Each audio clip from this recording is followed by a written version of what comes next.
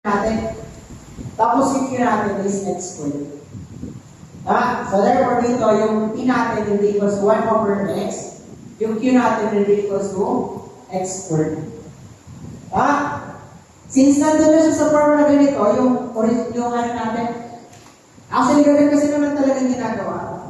Papapuntayin mo lang siya ganitong equation, tapos pwede ka lang mag-connect na dito. Okay, so since nandiyan naman na siya, pwede na yan. Direkta na tayo. So, y is equals to e raised to integral of p dx. Tama? Is equals to integral ng q times e raised to integral na p dx over dx ba times dx plus c. Tama? Mabilis ka muna na-memorize ng yata. Madali ka naman siya memorize. So, yung y natin dito, yung y na mismo, y. Times e raised to, ang p natin is 1 over x dx. Tama? Is equals to, integral ng q natin is x squared. E natin times t. Raised to integral of q natin is 1 over x dx.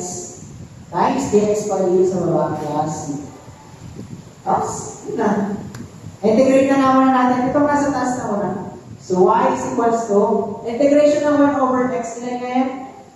Ibang ln of x is equals to, integration ng x squared. Ito, e ln of x din. Kasi integration ng 1 over x dx is ln of x. Times dx plus c. Okay?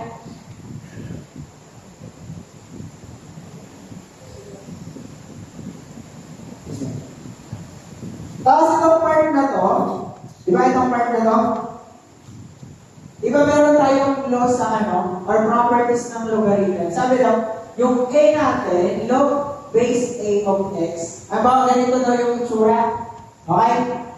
Ang equivalent daw niyan is x lang pala. Sa law of logarithm natin, yung sino yung may yung part 1 na natin ng review. Meron ba kayo? Sino ba nila? Pakita, kung meron ako makita, ganito.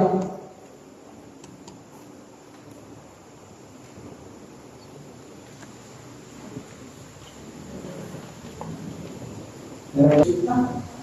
Hindi naman.